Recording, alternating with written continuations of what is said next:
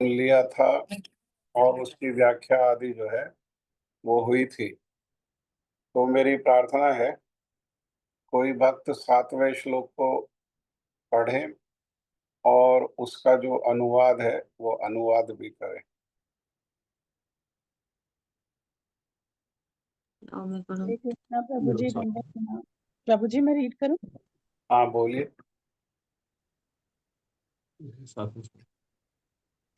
बोलिए बोलिए। ध्यायेतं निमेषेण चक्षुषा प्राविशायतं शून्यायतं जगत् सर्वं गोविंद विरहेण में।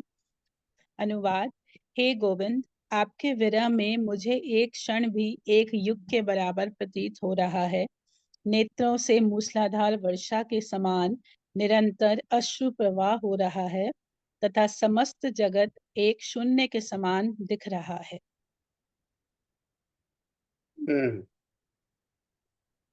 हम लोगों ने सुना कि ये जो 8 शिक्षाएं हैं इनमें श्लोक जो है वो साधन भक्ति, भाव भक्ति और प्रेम भक्ति। साधन, भाव और प्रेम। तो जो पहले जो 5 श्लोक हैं वो सब साधन भक्ति से संबंधित और उनमें जो श्लोक है ऐनंद तनुज किंकरम पतिताम वा विस्मय भव कृपया तव पाद पंकज स्थित धूलि स्वदर्शम विचिंतया, ये 5वां श्लोक है शायद। तो ये संबंध ज्ञान को देने वाला है, संबंध, अभिधेय और प्रयोजन। तो इसमें जो भाव भक्ति है पहले 5 श्लोक साधन भक्ति से संबंधित है। छठा और 7वां जो श्लोक है, जो 7वां श्लोक हमने पढ़ा, ये दोनों भाव की अवस्था है। इसमें छठा श्लोक जो है वो भाव की प्रारंभिक अवस्था है जब बाह्य लक्षण प्रकट होते हैं।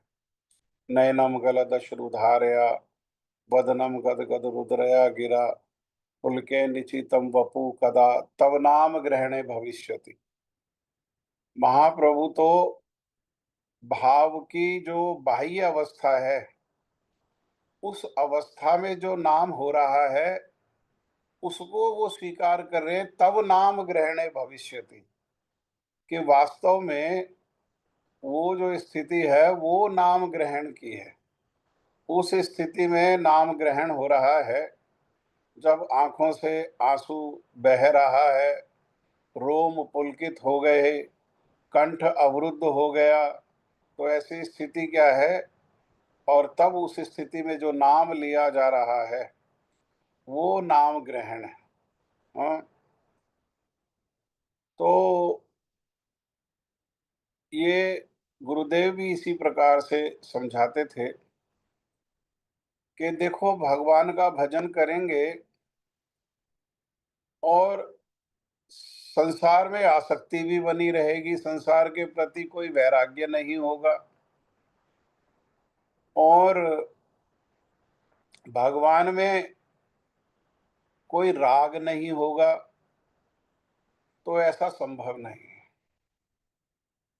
ये जो छठा श्लोक है यहां से भगवान में राग और संसार के प्रति वैराग्य, हाँ, ये जो है ये प्रदर्शित होना प्रारंभ होता है। क्योंकि जैसा उदाहरण है श्रीमद् भागवतम के 11वें स्कंद में भी कि खाना खाने से एक साथ 3 चीजें हो जाती हैं, तुष्टि पुष्टि संतुष्टि। हाँ, भूख मिटने लगती है, शरीर को शक्ति मिलने लगती है और इंद्रियां भी जो हैं वो बलशाली हो जाती हैं और संतोष हो जाता है। खाने पर, भूख मिटने पर फिर संतोष हो जाता है, और की आवश्यकता, जिस समय भूख मिट गई उस समय और की आवश्यकता अब नहीं रही। ये अर्थात कोई भी क्रिया अगर हमारे जीवन में है तो उसके लक्षण हैं, क्रिया का जो है उसका प्रभाव है। तो अगर नाम ग्रहण कर रहे हैं और नाम ग्रहण करते हुए भी संसार में आसक्ति बनी हुई है, विषयों में आसक्ति बनी हुई है, भगवान में राग नहीं हो रहा, हरि गुरु वैष्णव के चरणों में राग नहीं हो रहा, तो इसका अर्थ है कि वास्तव में वो जो है नाम ग्रहण नहीं हो रहा। नाम ग्रहण कब हो रहा है? जब इस प्रकार के जो लक्षण है, अभी बाह्य लक्षण है, ये भाव, और किसका? प्रेम का नहीं है, ये भाव का बाह्य लक्षण है, ये भाव अवस्था का। और ये जो 7वां श्लोक है, बस ये जो है ये बॉर्डर पर है प्रेम के। ये जो 7वां श्लोक है, ये कैसा है? ये एकदम से बॉर्डर पर है, एकदम से प्रेम में जो है प्रवेश कराने वाला ये श्लोक है। बस प्रेम में प्रवेश होने ही वाला है, और उसमें भाव की अंतरंग हृदयगत जो अवस्था है उसकी चर्चा जो है यहाँ पर हो रही है। तो कह रहे हैं, युगायितम निमीषेण चक्षुषा प्रावृक्षाहितम शून्याहितम जगत सर्वम गोविंद विरहेण में। अब यहाँ क्या हो रहा है? गोविंद का विरहा हो रहा है। और विरहा कैसा हो रहा है? कि विरहा में कह रहे हैं युगायितम निमिषेण, एक निमिष भी कैसा लग रहा है? मेरी बात सुनाई दे रही है ना आप लोगों को? कोई हाँ बोलो। हाँ प्रभु जी, आ रही है, आवाज आ रही है प्रभु जी। एक निमिष, एक निमिष जो है ये काल की गणना है, समय की गणना है। जैसे एक साल का समय की गणना है, फिर उसमें एक महीना समय की गणना है, उसमें एक पक्ष जो 15 दिन का है वो भी समय की गणना है, उसमें 24 घंटे, घंटे में फिर मिनट, मिनट में फिर सेकंड, सेकंड में फिर क्षण, और ये है निमिष। निमिष इतनी लघु गणना है कि इसको बताया कि एक निमिष की गणना कितने समय है? जितनी समय में पलक नीचे गिर करके ऊपर उठती है उसको कहते हैं एक निमिष। पलक नीचे गिरी और नीचे गिर करके ऊपर उठी, उसमें जितना समय लगा उस समय को कोई गणना जो है उसको कहते हैं एक निमिष। लेकिन इस अवस्था में कैसा लगता है? युगायितम, ऐसा लगता है जैसे युग युग बीत गए। युगों से इतनी देर जो दर्शन नहीं हो रहा भगवान का, तो कैसा लग रहा है कि युगायितम, युग बीत गए। कृष्ण को देखा ही नहीं, कृष्ण को इस है ना, कृष्ण नहीं दिखने पर एक निमिष भी कितना समय लगता है? युगों के जैसा। प्रावृक्षाहितम और शून्याहितम जगत सर्वम, और जगत सारा रहे, लेकिन जगत सारा रहने पर कृष्ण दर्शन नहीं होने पर कैसा लगता है? शून्याहितम। अर्थात गोविंद के विरह में ये संसार तो है, सारे संसार में जगमग भी है, संसार सुचारू रूप से भी चल रहा है, लेकिन गोविंद की उपस्थिति में तो ये संसार है तो ठीक है, लेकिन गोविंद की अनुपस्थिति में ये संसार कैसा लगता है? ये संसार शून्य लगता है, जीरो। अर्थात संसार में जितनी भी उपलब्धि है किसी भी प्रकार से, हाँ, ज्ञान के स्तर पर उपलब्धि है तो वो कैसी है? उसको कहा महाप्रभु ने जीरो। धन के स्तर पर कोई उपलब्धि है तो वो कैसी है? उसको कहा जीरो। बल के आधार पर कोई उपलब्धि है संसार में, वो कैसी है? वो जीरो। सम्मान, प्रतिष्ठा आदि, कीर्ति आदि के आधार पर कोई उपलब्धि है तो वो उपलब्धि भी कैसी है? वो उपलब्धि भी जीरो है, जीरो। संसार कैसा है सारा का सारा? संसार सारा का सारा जीरो है। जीरो कहने से शून्यवाद नहीं है। हाँ, क्यों? क्योंकि जीरो किसके बिना है? शून्य किसके बिना है? वो शून्य है एक गोविंद के बिना। लेकिन एक गोविंद अगर पहले लगे हैं तो आगे जो शून्य है वो जो है बल के आधार पर गोविंद से संबंध युक्त होकर के गोविंद की सेवा वो 1 का 10 गुना, धन के आधार पर उसी प्रकार से सेवा वो 100 गुना, आगे फिर एक और 1000 गुना, आगे एक और वो 10,000 गुना। यहाँ शून्यवाद नहीं है ये शून्य है गोविंद के विरह में, अर्थात गोविंद की अनुपस्थिति में सब कुछ कैसा है? गोविंद की अनुपस्थिति में सब कुछ शून्य के जैसा है। यहाँ तक क्या है? ये सब भाव के लक्षण हैं। और इसके आगे ये जो 8वां श्लोक है ये शुद्ध प्रेम की अवस्था है। ये कैसी अवस्था है? ये शुद्ध प्रेम जो गौड़ीय वैष्णव जिस प्रेम के लक्ष्य करके और उस प्रेम की उपलब्धि के लिए ये साधन भजन करते हैं, अपना जीवन पर्यंत सदगुरु पद आश्रय होकर के सदगुरु के द्वारा संबंध ज्ञान से युक्त होकर के जो भगवान का भजन करते हैं, उसका उद्देश्य क्या है? उसका उद्देश्य ही है ये 8वां जो श्लोक है। जो हमारे गुरुवर्ग हमारे को जीवन का लक्ष्य बताते हैं कि ये जो भजन है, साधन भजन है, भाव अवस्था है, उन सब का लक्ष्य क्या है? उन सब का लक्ष्य है श्रीमती राधा रानी के चरणों की किंकरी होकर के श्री राधा कृष्ण युगल की सेवा करना। तो उसमें कौन से भावों की उपलब्धि होती है? तो जैसे हमारे गुरुवर्ग हैं वो कौन है? वो सब मंजरी है। तो मंजरियों को कौन से भाव की उपलब्धि होती है? मंजरियों को कृष्ण का संग, सखियां तो कृष्ण का संग कर सकती है। हाँ, जो अष्ट सखियां हैं और जो है सखियां वो तो कृष्ण संग कर सकती हैं, लेकिन मंजरी एकमात्र श्रीमती राधा रानी की प्रीति प्रसन्नता के उद्देश्य से उनके अनुगत, हाँ, उनके भावों का आस्वादन करते हैं।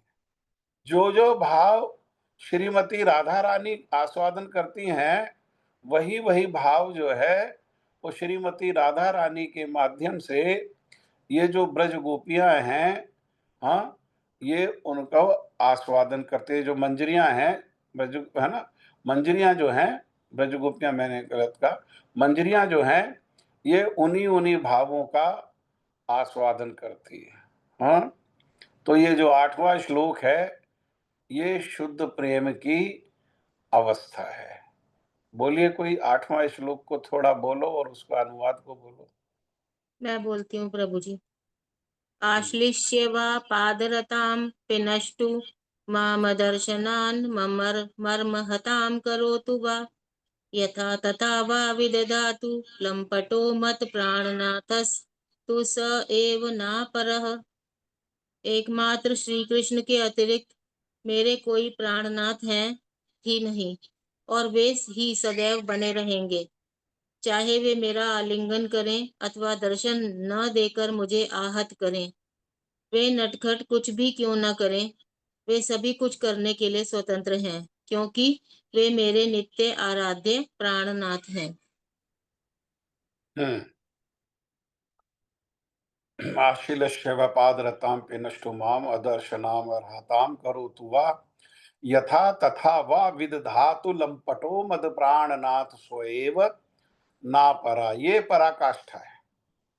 ये परिपक्व प्रेम की पकी हुई अवस्था है। जैसे जब फल पक जाता है ना, तो उसमें रस भी आ जाता है, वो सॉफ्ट भी हो जाता है और पेड़ से वृक्ष से अलग भी हो जाता है।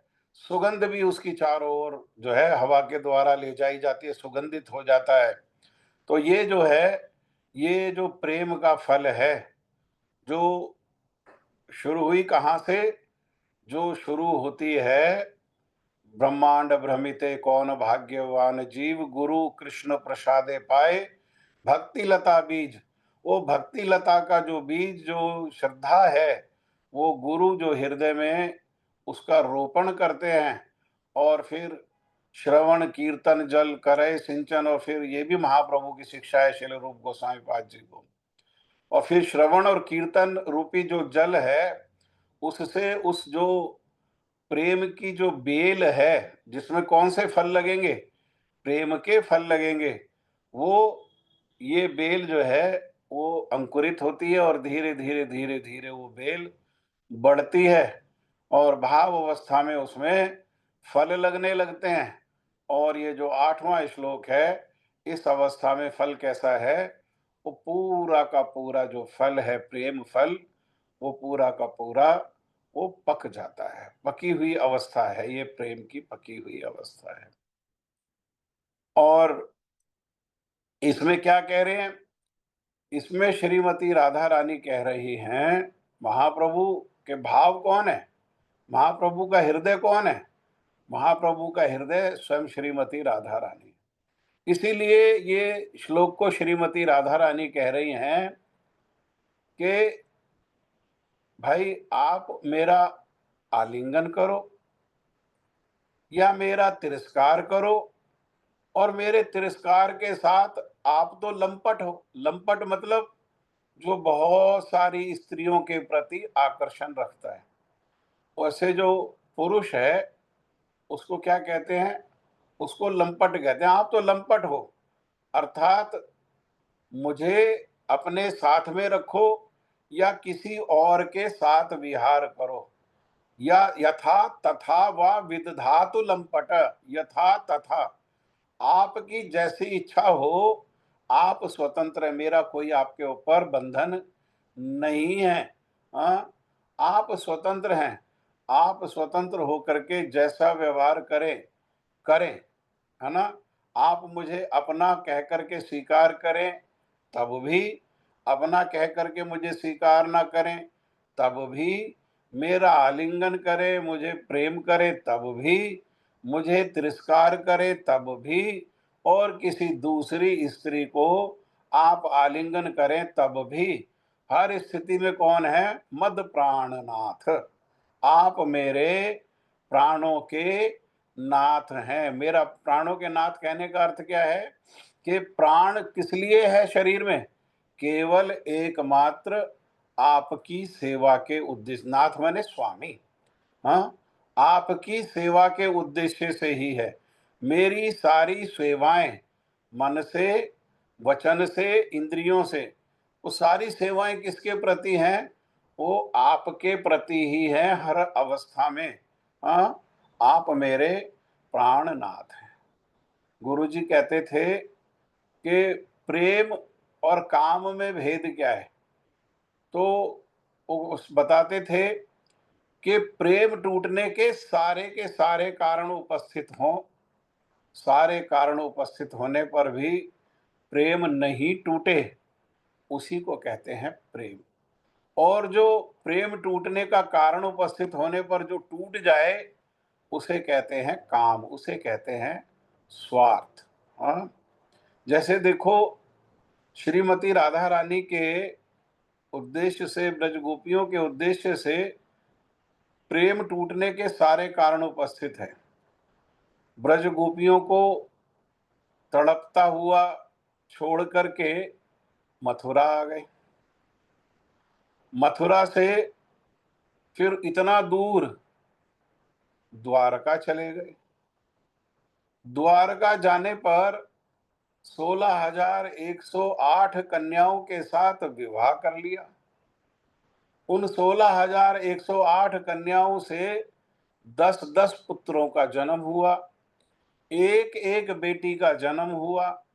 16,108 रूप में अपने आप को बढ़ा करके, विभाजित करके 16,108 रूप बना करके उन 16,108 रानियों के साथ 16,108 महलों में एक साधारण गृहस्थ के जैसे जीवन को व्यतीत कर रहे हैं। कौन सा कारण नहीं है प्रेम टूटने का? सारे कारण हैं प्रेम टूटने के, लेकिन प्रेम टूटने के सारे कारण ब्रज में भी थे तो क्या है, ब्रज में भी थे तो चंद्रावली के यहां भी चले जाते थे। तो प्रेम टूटने के सारे कारण उपस्थित होने पर भी श्रीमती राधा रानी क्या कह रही हैं?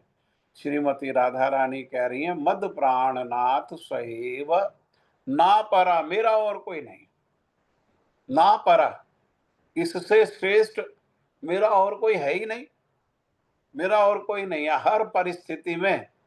अर्थात हृदय देखो, ब्रज जो द्वारका की रानियां हैं, ऐसा नहीं वो कृष्ण को प्रेम नहीं करती हैं, वो भी कृष्ण को प्रेम करती हैं, लेकिन उनका प्रेम जो है वो कैसा है, वो विभाजित है। कृष्ण के लिए भी प्रेम है, 10 बेटे हैं उनके लिए भी प्रेम है, और एक बेटी है उनके लिए भी प्रेम है। गुरुओं की आज्ञा है, आदेश है, समाज की मर्यादा है, उसमें भी प्रेम है। हाँ, उनका प्रेम कैसा है? उनका प्रेम विभाजित है। लेकिन ब्रज गोपियों का प्रेम कैसा है? ब्रज गोपियों का प्रेम अविभाज्य है। सारा का सारा प्रेम, पूरा का पूरा हृदय किसके लिए है? एकमात्र ब्रजेंद्र नंदन श्याम सुंदर के लिए ही वो हृदय है। वहां ना परा, और कोई नहीं, और किसी के लिए वहां पर कोई किसी भी प्रकार से पति सुत सुतान वया भ्रात्र बांधवा, पति के लिए कोई स्थान नहीं, सुत बने बेटा के लिए कोई स्थान नहीं, भाइयों के लिए, बंधु बांधव के लिए, लौकिक और पारलौकिक मर्यादा के लिए, गुरु के आदेश के लिए, यहाँ तक कि वो जो दुस्तज्य ग्रह श्रृंखला है, उस ग्रह श्रृंखला के लिए भी हृदय में कोई स्थान नहीं है। बस कौन? मद प्राणनाथ, मेरे एकमात्र प्राणनाथ कौन है? वो ब्रजेंद्र नंदन श्याम सुंदर है। अर्थात संबंध जब हुआ तो संबंध प्रारंभ कहाँ से हुआ? अर्थात ये प्रेम जो है ये प्रारंभ कहाँ से हुआ? तो प्रारंभिक अवस्था हुई अयि नंद तनुज किंकरम, इसको कहते हैं तदीय भाव। तदीय भाव प्रारंभिक अवस्था कैसी है? तदीय, कि मैं आपका हूं। अयि नंद तनुज किंकरम, हे नंद के लड़के, हे नंद नंदन, मैं आपके चरणों का किंकर, मैं आपके चरणों की दासी हूं, मैं आपकी हूं, मैं आपका हूं। ये कैसा है? ये है तदीय भाव। लेकिन प्रेम की पकी हुई अवस्था में कैसा है? ये तदीय भाव नहीं है, वहां पर मदीय भाव है। मद प्राणनाथ, अरे आप मुझे अपना करके स्वीकार करें या ना करें, वहां कह रहे मैं आपका हूं, है ना। जीवेर स्वरूप होए नित्यर कृष्णदास, जीव का स्वरूप क्या है? वो नित्य कृष्ण का दास है, कृष्ण का है। यहां कह रहे हैं कि अरे आप मुझे अपना करके स्वीकार करें या ना करें, मैं आपका हूं या नहीं हूं, लेकिन हर परिस्थिति में आप मेरे हैं।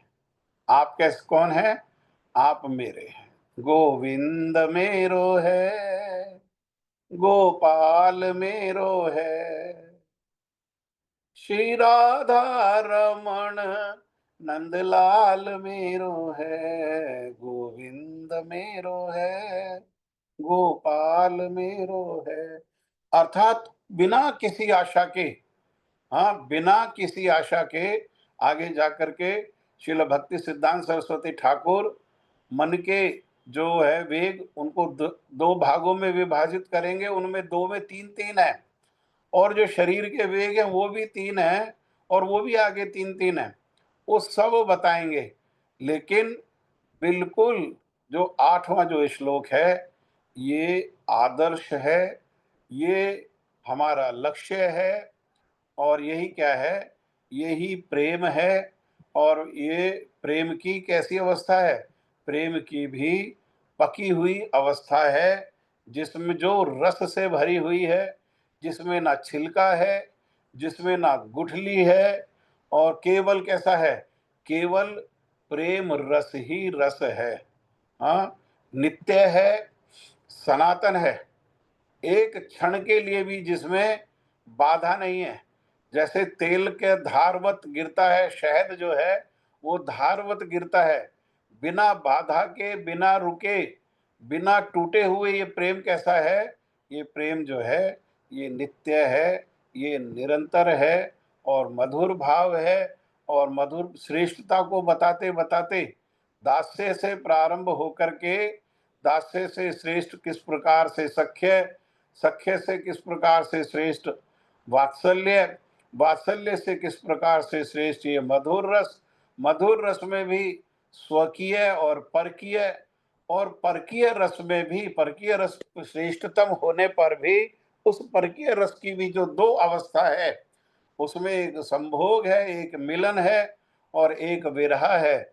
वो जो विरह की अवस्था, ये जो 8वां श्लोक क्या है? ये विरह की अवस्था है। हाँ, ये भाव से ही विरह प्रारंभ हो गया। और प्रेम में कैसा है? प्रेम में विरह की पराकाष्ठा है। भाव में ही ऐसा लगने लगता है कि प्रेम की भाव विरह की पराकाष्ठा हो गई। शून्य हितम जगत सर्वम गोविंद विरहेण में। हाँ, में एक निमिष भी कैसा लगता है? वो गोविंद के विरह में वो युगों के बराबर लगता है विरह। लेकिन विरह की पराकाष्ठा कहाँ पर अंत हुई? विरह की पराकाष्ठा है कि मैं जन्म जन्मांतर तक विरह में जलती रहूं। मैं उस विरह को मुझे स्वीकार है। और कौन से विरह में? जिस विरह में आप मुझे अपना भी कह करके स्वीकार करें या ना करें, लेकिन हर परिस्थिति में क्या है? मद प्राणनाथ सएव नाथ, आप मेरे प्राणनाथ हैं। इस प्रकार से ये जो बहुमूल्य रत्न है, ये जो महाप्रभु की जो 8 शिक्षाएं हैं, इनको हमें जीवन में सिद्धांत के रूप में, और ये जो प्रेम की अवस्था है, जो 8वां श्लोक है, ये लक्ष्य के रूप में हमको इनको क्या करना चाहिए? हमको इन्हें स्वीकार करना चाहिए।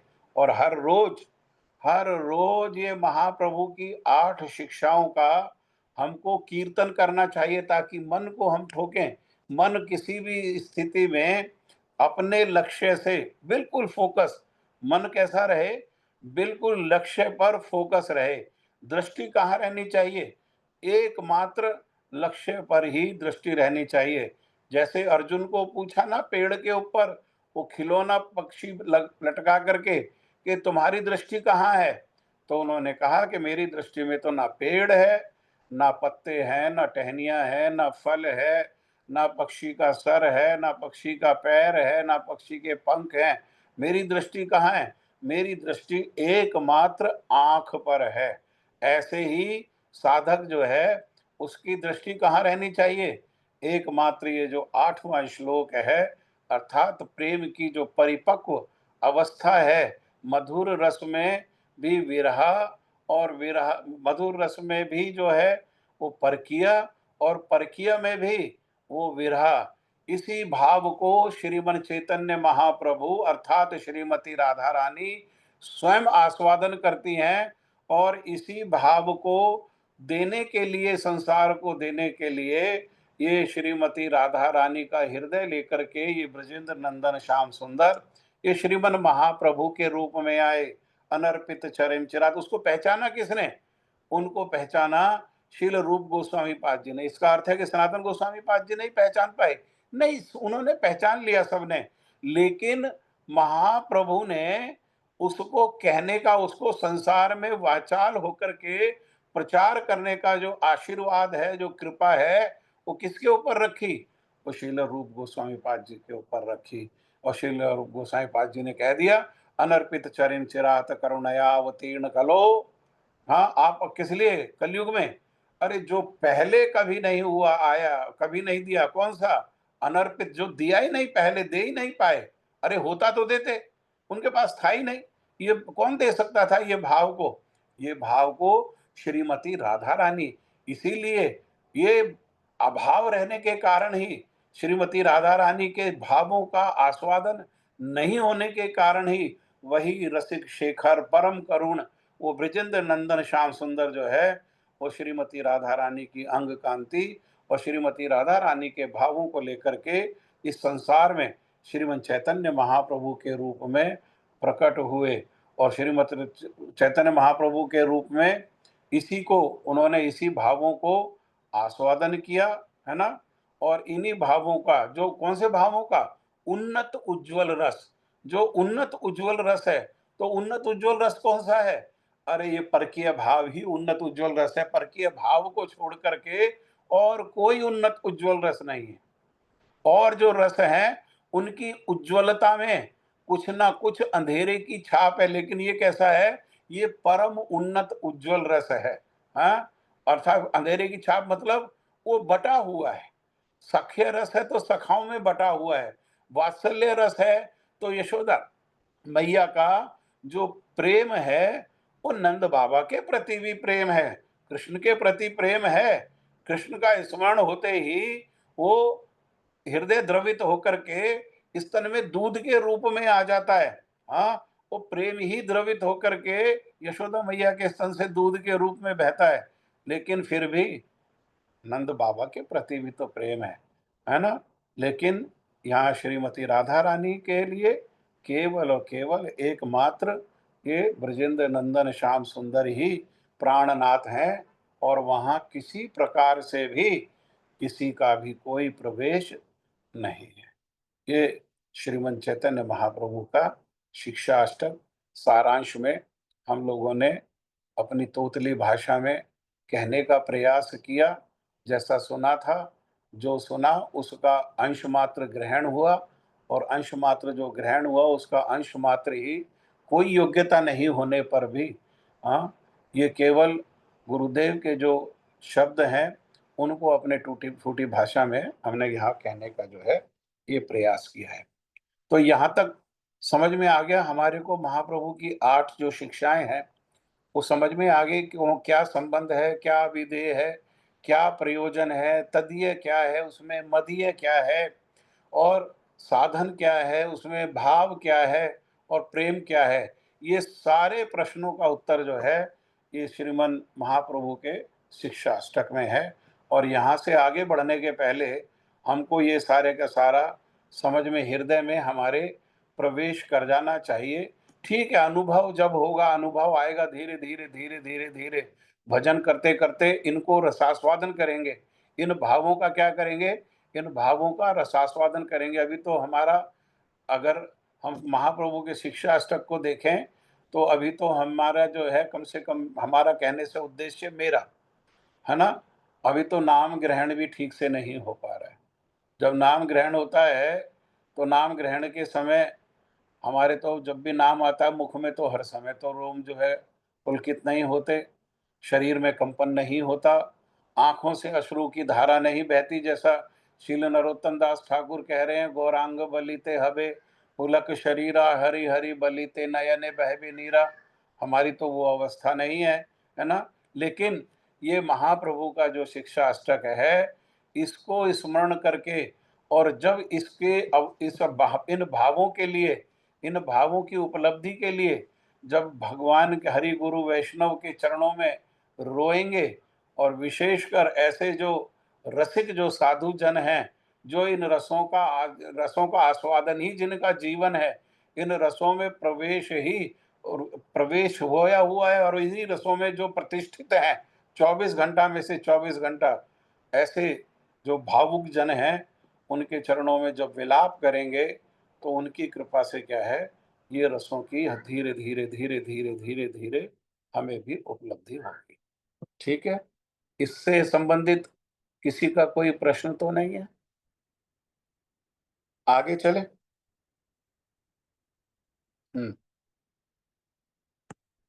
तो ये उपदेशामृत में श्रील भक्ति सिद्धांत सरस्वती ठाकुर श्रील प्रभुपाद कह रहे हैं, जैसा हम प्रारंभ से ही सुनते चले आ रहे हैं कि 2 प्रकार के इसमें उपदेश हैं। एक उपदेश क्या है? एक उपदेश है भक्ति के प्रतिकूल जो विषय है उनका त्याग, यही साधन है, और कुछ साधन नहीं। यही साधन है कि भक्ति के प्रतिकूल जो भाव है उसको त्यागना, और भक्ति के अनुकूल जो साधन है उसको ग्रहण करना। लेकिन कैसे? दृढ़ता, शिथिलता के साथ नहीं, आलस्य के साथ नहीं, उसको कैसा? दृढ़ता पूर्वक, हाँ, दृढ़ता से उसको स्वीकार करना, यही जो है वास्तव में भक्ति का साधन है। और उपदेशामृत में इन्हीं दो साधन, ये जो दो साधन है, ये दो साधनों का ही उपदेश है। क्या भक्ति के अनुकूल है, उसको कैसे ग्रहण किया जाए, अनुकूल अवस्था की पराकाष्ठा क्या है, उसको ग्रहण करने का मार्ग क्या है, अनुगत्य क्या है, ये सब हम लोग ये उपदेशामृत में अभी तक सुनते आए हैं, आगे भी इसी प्रकार से सुनेंगे। और भक्ति की प्रतिकूलता क्या है, उसको पहचानना, उसको जानना, और पहचान करके उसको दृढ़ पूर्वक उसका त्याग कर देना, और अनुकूलता का दृढ़ पूर्वक क्या करना, दृढ़ता से उसको ग्रहण करना। जब तक, प्रभुपाद कह रहे हैं कि जब तक साधक इन दो प्रकार की शिक्षाओं को अपने जीवन में आचरण नहीं करता, अभी तो हम सुन रहे हैं, है ना, हम क्या कर रहे हैं, हम तो सुन रहे हैं, लेकिन इसका दृढ़ता पूर्वक आचरण होना जरूरी है। लेकिन जो आचरण करने की चेष्टा, प्रयास, प्रार्थना नहीं करते हैं, तो ऐसे जो साधक होने पर भी, साधन करने पर भी, हाँ, उनका क्या है, उनके हृदय में प्रेम भक्ति की बात तो छोड़ दो, हाँ, भाव भक्ति का भी उदय होना ये संभव नहीं है। प्रेम तो उदय होगा ही नहीं, अरे भाव का भी जो है उदय नहीं हो पाएगा जब तक दृढ़ता पूर्वक प्रतिकूलता को त्यागेंगे नहीं, और दृढ़ता पूर्वक जब तक अनुकूलता को ग्रहण नहीं करेंगे। दृढ़ता पूर्वक अनुकूलता को ग्रहण करने पर, दृढ़ता पूर्वक प्रतिकूलता का त्याग करने पर, और भगवान के नाम को जप करने पर और कीर्तन करने पर क्या होगा, भक्ति के अंगों का पालन करने पर ये धीरे धीरे हृदय में भाव भक्ति प्रवेश करेगी, और भाव भक्ति जो है पकने पर ये फल जो है प्रवेश करेगा, और ये फल पकने पर ये जो प्रेम भक्ति है ये धीरे धीरे हृदय में प्रवेश करेगी। लेकिन दुर्भाग्य है कि आधुनिक काल में क्या है, जो आजकल समय चल रहा है उसमें नाना प्रकार के काल्पनिक, ऊपर से धर्म का चोला पहने हुए भक्ति विरोधी, अवैधिक, सुविधावादी, सहजिया और मायावादी आदि जो असत मत मतांतरवादी हैं, वो क्या करते हैं, उन्हीं का बोलबाला है। लेकिन वो क्या है, वो इस उपदेशामृत को साक्षात अपना काल समझते हैं, क्योंकि उपदेशामृत में प्रवेश करने पर, उपदेशामृत की शिक्षा ग्रहण करने पर क्या करना पड़ेगा, ये सारी चीजें, ये जो सहजिया, मायावाद, अवैधिक, सुविधावाद और ये भक्ति विरोधी, इनको सबको दृढ़ता से त्याग करना पड़ेगा। लेकिन उनको क्या है, उनको संसार, ये सब क्या है, ये सब संसार है, ये सब संसार है। हाँ, धोती कुर्ता पहनने पर भी, शिखा रखने पर भी, तिलक लगाने पर भी, कंठी गले में रहने पर भी, वो क्या है, भक्ति सिद्धांत सरस्वती ठाकुर प्रभुपाद कह रहे हैं, ऊपर से चोला ओढ़ लिया। लेकिन हृदय में ये सब बातें होने पर ये कैसी अवस्था है, ये ऐसी अवस्था है जैसे ऊपर ऊपर से तो बड़ा साफ है ना, जैसे ये आप लोग जो इतने बड़े बड़े सोसाइटीज में रहते हैं, तो ऊपर ऊपर से तो कितना सुंदर दिखाई देता है, कहीं पर पार्क है, कहीं पर फाउंटेन है, कहीं पर क्लब है, कहीं पर कुछ है, लेकिन उसके गर्भ में क्या है, उसके नीचे, उस भूमि की परत के नीचे क्या है, उस भूमि की परत के नीचे गंदे गंदे नाले बह रहे हैं।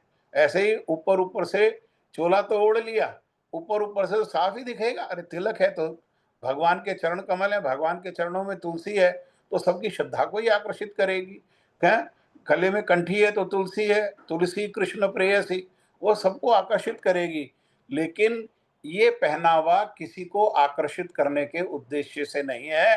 ये जो पहनावा है एकमात्र हरि गुरु वैष्णव की प्रसन्नता के उद्देश्य से और उन्हीं की प्रीति प्रसन्नता के लिए ये प्रचार का उद्देश्य भी है। ये इससे प्रचार होता है। माथा में तिलक है तो माथा में तिलक जो है वो लोगों को क्या है, वैष्णव होने का स्मरण कराता है। गले में कंठी है तो वैष्णव होने का स्मरण कराता है। भगवान श्री कृष्ण का उनको स्मरण कराता है। भगवान श्री कृष्ण से संबंध होने का उनको स्मरण कराता है। संसार के जो लोग हैं जो कृष्ण को भूल करके संसार में जन्म जन्मांतर से जब से गठन हुआ तभी से भटक रहे हैं, जल रहे हैं, भुन रहे हैं, वो किस लिए? कृष्ण को भूल करके। वैसे भूले हुए जीवों को कृष्ण का स्मरण कराता है। ये प्रचार है। हाँ, कृष्ण स्मरण ही प्रचार है। हाँ, तो कृष्ण का स्मरण कराता है तो प्रचार है। लेकिन साथ ही साथ क्या है? साथ ही साथ ये जो विरोधी बातें हैं, प्रतिकूलता है, इसको दृढ़ता पूर्वक त्याग भी है। अन्यथा जो इसी सुविधा को लेकर के सहज मार्ग में चलते हुए मायावाद को भी ग्रहण करने के लिए अपने लक्ष्य को, क्योंकि लक्ष्य भगवान नहीं, लक्ष्य भगवान की सेवा नहीं, जिस प्रकार से महाप्रभु के शिक्षा अष्टक में जो लक्ष्य बताया, जीवन में वो लक्ष्य नहीं, संसार में संसार ही लक्ष्य है। तो ऐसे जिनका लक्ष्य संसार ही है और संसार की ही उपलब्धि होने पर, क्यों? क्योंकि भजन जो है वो कभी भी निष्फल नहीं। ये क्या है? ये तो कल्प वृक्ष है। हाँ, ये चिंतामणि है। जैसा जिसके हृदय में नाम चिंतामणि, ये जैसा जैसा जिसके हृदय में चिंतन होगा वैसी उपलब्धि कराने वाली है। सो संसार का जिनके हृदय में चिंतन है उनको संसार की उपलब्धि करा रही है ना? वो इतने बड़े, इतने सारे शिष्य, इतना व्यस्तता, इतना विदेश, ये सब क्या है? इसका भक्ति से क्या लेना देना भाई? इसका भक्ति से कोई लेना देना नहीं। भक्ति क्या है? भक्ति है मद प्राणनाथ स्वएव ना परा। ये भक्ति है। जिनके हृदय में इस प्रकार का विचार है वो भक्ति की अनुकूलता है, और इसके विरोधी जो भी विचार है वो भक्ति की प्रतिकूलता है। जब तक इस प्रकार का विचार हृदय में रहेगा तो प्रेम तो छोड़ो, भाव अवस्था में भी जो है वो प्रवेश नहीं होने वाला। और इनके विपरीत जो श्रद्धालु जन हैं वो क्या करते हैं? वो इस उपदेशामृत ग्रंथ को प्रीति पूर्वक, बड़ी श्रद्धा से, बड़े प्रेम से, ये किसका है ये उपदेशामृत? ये उपदेश किसके लिए हैं? अरे ये सारे के सारे उपदेश ये कृपा करके ये मेरे लिए उपदेश हैं, ये मेरे हैं, ये ग्रंथ मेरा है, ये उपदेश मेरे हैं। मुझ में सुधार करके और मुझ में उस प्रेम में प्रवेश हो सके, ऐसी योग्यता को ये लाने वाले कैसे हैं? ये 8 श्लोक हैं। इसीलिए ये कैसे, ये 8 श्लोक नहीं, ये उपदेशामृत के श्लोक हैं। ये सारे के सारे किसके लिए हैं? ये सारे के सारे मेरे लिए हैं। इस प्रकार से प्रेम से जो इसका पठन पाठन करते हैं और अपने जीवन में आचरण करते हैं, वो भक्ति विषय में जितने भी प्रकार के संशय हैं उस संशय से निसंशय होकर के बड़े सहज रूप में ही भाव भक्ति को प्राप्त होते हैं। और अंत में जो दुर्लभ प्रेम भक्ति है उस दुर्लभ प्रेम भक्ति को भी वो प्राप्त करते हैं। इसीलिए रूप अनुग गुरुजनों की चरण रज अपने मस्तक पर धारण कर जीव मात्र को शील रूप गोस्वामी द्वारा आविष्कृत उन्होंने आविष्कार किया। और गौर किशोरदास बाबा जी महाराज और भक्ति विनोद ठाकुर जैसे जो श्री रूप अनुग हैं। हाँ, देखो 2 प्रकार के अनुग हैं, एक है राग अनुग और एक है रूप अनुग। हैं? तो सारे के सारे राग अनुग जो हैं वो रूप अनुग नहीं है। राग मने प्रेम, वात्सल्य में जो है वो रूप अनुग थोड़ी होंगे कोई। हाँ, हाँ, वो लेकिन सारे के सारे रूप अनुग कैसे हैं? ये सारे के सारे रूप अनुग जो हैं वो राग अनुग है। राग भक्ति को अवलंबन करने वाले हैं सारे के सारे जो बातें। ठीक है, तो इस प्रकार से जो बाबा जी महाराज और भक्ति विनोद ठाकुर जैसे जो रूप अनुग वैष्णव चारों द्वारा आचरित और उन्हीं के द्वारा जो प्रचारित भक्ति रसामृत सिंधु में अवगाहन कराने के लिए, अवगाहन मतलब भक्ति रसामृत सिंधु, भक्ति के रस से भरा हुआ जो समुद्र है, उस रस में, उस रस समुद्र में जो प्रवेश करवाने वाले, हाँ, ये उपदेशामृत है, ये उपदेश है, उनको क्या करते हैं, वो आचरण करते हैं और अपने आचरण युक्त होकर के उसको प्रचार करते हैं। और जो भी इनको श्रद्धा पूर्वक इनका पठन पाठन करते हैं, इनको श्रद्धा पूर्वक सुनते हैं, सुनाते हैं और इनमें आचरण करने की चेष्टा करते हैं, उनके लिए गारंटी है, यहाँ पर गारंटी दे रहे हैं भक्ति सिद्धांत सरस्वती ठाकुर प्रभुपाद कि वे क्या है, वे लोग इस प्रकार से श्रद्धा पूर्वक सुनते हुए, पठन करते हुए, आचरण करते हुए वो भाव भक्ति में प्रवेश करेंगे। और भाव भक्ति के बाद जो अत्यंत दुर्लभ, हाँ, जो दुर्लभ है, हाँ, किसके लिए, ब्रह्मा आदि के लिए भी जो दुर्लभ है, ऐसी जो भक्ति है, उस भक्ति में वो प्रवेश करेंगे, है ना। श्रीमती वर्ष भानु नंदिनी के प्राणनाथ का दास श्रील भक्ति सिद्धांत सरस्वती ठाकुर श्री उपदेशामृत की अनुवृत्ति नामक भाष्य ये प्रकाशित कर रहे हैं। अपना परिचय कैसे दे रहे हैं, अपने परिचय दे रहे हैं कि वृषभानु नंदिनी के प्राणनाथ है कौन, वो ब्रजेंद्र नंदन श्याम सुंदर, और उन्हीं का दास कौन है, ये श्रील भक्ति सिद्धांत सरस्वती ठाकुर जो है, ये उपदेशामृत की अनुवृत्ति है ना, राधा अनुराधा, वृत्ति अनुवृत्ति, हाँ, वो अनुवृत्ति जो है, ये अनुवृत्ति यहाँ पर बता रहे हैं। अनुवृत्ति नामक जो है, उन्होंने अपने भाष्य को क्या नाम दिया है, वो अनुवृत्ति, अनुवृत्ति नामक भाष्य को यहाँ पर उपदेश कर रहे हैं। और कितना समय बाकी है, अभी होगा समय, कोई बोलिए। प्रभु जी 5:25 हो रहे हैं। ठीक है, तो फिर इसके आगे जो है वो अगले जो एकादशी है उसमें इसके आगे श्री उपदेशामृत का हम लोग साथ में मिल करके इसका इसी प्रकार से हरि गुरु वैष्णवों की कृपा को प्राप्त करते हुए हम लोग क्या करेंगे, इसको अध्ययन करेंगे, इसको एक साथ इसका पठन पाठन करेंगे। किसी का आज के विषय से संबंधित कोई प्रश्न है तो आप कहिएगा। हरे कृष्णा प्रभु जी, दंडवत प्रणाम। प्रभु जी, अरे अभी आपने रागानुग और रूपानुग शब्द का प्रयोग किया, तो हाँ, रागानुग जो रागात्मक भक्त हैं उनका जो अनुगमन करना वो समझ में आएगा। रूपानुग क्या है, आप प्लीज एक्सप्लेन कर देंगे। जो रूप गोस्वामी पाद जी की शिक्षाओं को ही जीवन का आधार बना करके, ये सारी शिक्षाएं किसकी हैं, ये सारी शिक्षाएं ये हैं तो महाप्रभु की, ये हैं तो श्री राधा कृष्ण युगल की, लेकिन संसार में प्रकाशित किया शील रूप गोस्वामी पाद जी ने। तो ये रूप गोस्वामी पाद जी की जो शिक्षाएं हैं उनको अपने जीवन का आधार बना करके और रूप गोस्वामी पाद जी के द्वारा बताया गया जो लक्ष्य है, उस लक्ष्य की ओर रूप गोस्वामी पाद जी की शिक्षाओं के अनुगत जो चल रहे हैं या चलने का प्रयास कर रहे हैं, उन्हीं को कहते हैं रूप अनुगत। प्रभु जी, हम सब रूपानुग हैं। हमें जो देखो, केवल कहने से नहीं होगा, जी हमारे गुरुवर्गों का उद्देश्य तो यही है कि हम रूपानुग हों, लेकिन हमारे जीवन में क्या है ये तो हम सब अपना अपना विश्लेषण कर सकते हैं, कोई कोई किसी दूसरे का विश्लेषण नहीं कर सकता, क्योंकि हम में तो इतनी शक्ति नहीं कि किसी के हृदय में प्रवेश कर सकें। अपना विश्लेषण करना है, जो ये तो मापदंड बिल्कुल सही बिल्कुल बता दिया कि हमारे हृदय में किस प्रकार की भावना है। अगर रूप गोस्वामी पाद जी जो बता रहे हैं उस प्रकार की भावनाएं हमारे हृदय में है, उस प्रकार का लक्ष्य हमारे हृदय में है, हमारे हृदय में अनुकूलता को ग्रहण और प्रतिकूलता को दृढ़ता से त्याग और इन शिक्षाओं का अपने जीवन में आचरण है, तो हम रूपानुग हैं। और अगर हम इसके पीछे छुप करके वही संसार की कामना, वही संसार के विषय, तो हम रूपानुग अभी नहीं हुए। तो वो हमारा लक्ष्य है प्रभु जी। तो हमारा लक्ष्य वही होना चाहिए।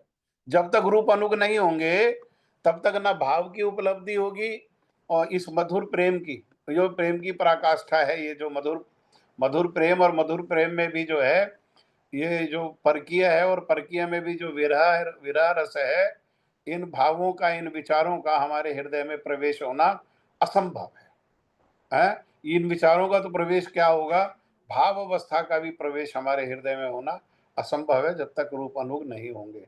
जिनको ये चाहिए उनको रूप अनुग होकर के रूप गोस्वामी पाद जी के जो आदेश हैं उनको 100%, ऐसा नहीं कि 80%, 70%, 60% नहीं, 100% अनुकूलता को ग्रहण करना होगा और 100% जो प्रतिकूलता है उसको दृढ़ता से त्याग करना होगा। यही हमारा साधन है, यही हमारा साधन है। अनुकूल लक्ष्य सामने है, लक्ष्य पर फोकस है और उस लक्ष्य का जो मार्ग है उसमें अनुकूलता है और प्रतिकूलता है। प्रतिकूलता को दृढ़ता से त्याग करना है। जैसे बिल्व मंगल ठाकुर ने प्रतिकूलता होने पर, संसार में सबसे प्रिय अपनी आंखें होने पर भी उन्होंने क्या किया, अपनी दोनों आंखों का उन्होंने त्याग कर दिया। क्यों?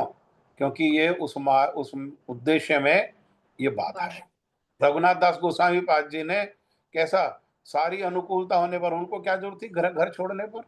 यदुनंदन आचार्य तो गुरु है वहीं पर ही, हाँ, पिता जो है और ताऊ जी वो दोनों के दोनों अनुकूल है। साधु घर में आते जाते हैं, घर में कथा होती है, बड़े बड़े मंदिरों की स्थापना होती है। क्यों? फिर भी क्यों? फिर भी क्यों? हाँ, क्योंकि महाप्रभु ने कह दिया कि तुम्हारे पिताजी और ताऊ जी प्रतिकूल है। हाँ, वो ये सारा कार्य किस उद्देश्य से करते हैं? देखो, लग रहे हैं वो भी बड़े संत हैं, साधुओं को बुलाते हैं, साधुओं से बड़ी बड़ी कथाओं का आयोजन करते हैं, बड़े बड़े मंदिरों की स्थापना करते हैं। यहाँ तक कि श्रीमद नित्यानंद प्रभु को मिलने के लिए यदुनंदन आचार्य के साथ श्री रघुनाथ दास गोसाई पाद जी गए तो उनके हाथ में धन रखा कि उस धन से क्या करना, इस धन से साधुओं की वहां सेवा करना। जो भक्त है वो साधु, लगता है वैष्णवता है, लेकिन हृदय में विचार क्या है कि ये जो संसार है हमारा, ये जो धन आ रहा है, ये संसार हमारा बना रहे, है ना? तो इसीलिए कपटी कह दिया महाप्रभु ने। और महाप्रभु ने के कपटी कहने पर रघुनाथ दास गोस्वामी पाद जी ने क्या किया? रघुनाथ दास गोस्वामी पाद जी ने मलवत उसका सबका त्याग करके राधा कुंड पे रहने लगे। और हम सबको पता है, एक दो ना बस छाछ पी करके जैसे तैसे रहते हैं, और कितना प्रणाम तो वैष्णवों के प्रति करते हैं, कितना प्रणाम राधा कुंड और गिरिराज के प्रति करते हैं, कितना प्रणाम वो श्रीमती राधा रानी और ब्रजेंद्र नंदन श्याम सुंदर के प्रति दंडवत प्रणाम करते हैं, और किस प्रकार का उनका जीवन है, वैराग्य है।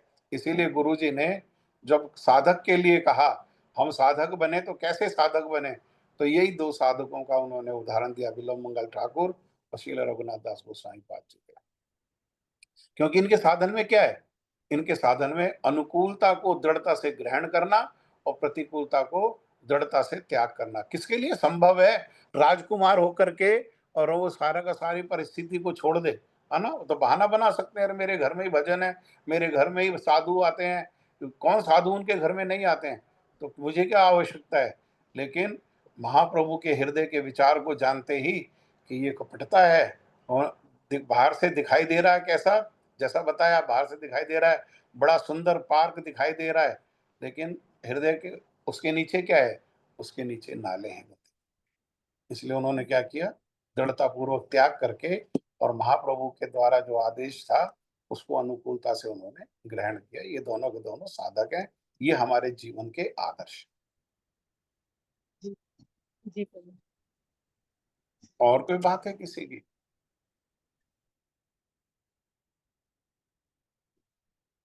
ठीक है तब है। जय श्री श्री गुरु गौरांग गंधर्विका गिरिधारी, श्री राधा विनोद बिहारी, श्री राधा रमण बिहारी, श्री राधा गोविंद देव की जय। परम आराध्यतम जयम विष्णुपाद परमहंस परिव्राजकाचार्य अस्तोत्र शतयुगाचार्य श्री श्रीमद भक्ति वेदांत श्रील नारायण गोस्वामी महाराज की जय। जय नित्य लीला प्रभु विष्णुपाद अस्तोत्र श्री श्रीमद भक्ति वेदांत वामन गोस्वामी महाराज की जय। जय नित्य लीला प्रभु विष्णुपाद स्तोत्र श्री श्रीमद भक्ति वेदांत शील त्रिविक्रम गोस्वामी महाराज की जय। जय नित्य लीला प्रभु विष्णुपाद स्तोत्र श्री श्रीमद भक्ति विज्ञान शील भारती गोस्वामी महाराज की जय। जय नित्य लीला प्रभु विष्णुपाद स्तोत्र श्री श्रीमद भक्ति वेदांत स्वामी महाराज शील प्रभुपाद की जय। जय नित्य लीला प्रभु विष्णुपाद स्तोत्र श्री श्रीमद भक्ति प्रज्ञान श्री केशव गोस्वामी महाराज की जय। जय नित्य लीला प्रभु सोम विष्णुपाद स्तोत्र श्री श्रीमद जगत गुरु शील भक्ति सिद्धांत सरस्वती ठाकुर शील प्रभुपाद की जय। महाभागवत गौर किशोरदास बाबा जी महाराज की जय। सप्तम गोस्वामी श्री सच्चिदानंद भक्ति विनोद ठाकुर की जय। वैष्णव सार्वभौम श्री जगन्नाथ दास बाबा जी महाराज की जय। गौड़ीय वेदांत आचार्य शील बलदेव विद्याभूषण की जय। रसिक चूड़ामणि शील विश्वनाथ ठाकुर पाद की जय। श्री नरोत्तम श्रीनिवास श्री श्यामानंद प्रभु त्रय की जय। शील कृष्णदास कविराज गोस्वामी प्रभु की जय। शील वृंदावन दास ठाकुर की जय। जय श्री रूप सनातन भट्ट रघुनाथ श्री जीव गोपाल भट्टदास रघुनाथ षड गोस्वामी प्रभु की जय। श्री स्वरूप दामोदर श्री राय रामानंद आदि गौर पार्षद वृंद की जय। शील नामाचार्य हरिदास ठाकुर की जय। अनंत कोटि वैष्णव वृंद की जय। रूप अनुगुरु वर्ग की जय। सुपरिक श्री गौर हरि की जय। प्रेम से कहो श्री कृष्ण चैतन्य प्रभु नित्यानंदा श्री अद्वैत गदाधर श्रीवासादि श्री गौर भक्त वृंद की जय। श्री श्री राधा कृष्ण गो गोपी गोवर्धन श्याम कुंड राधा कुंड द्वादश गुणात्मक श्री ब्रजमंडल धाम की जय। श्री नवदीप धाम की जय।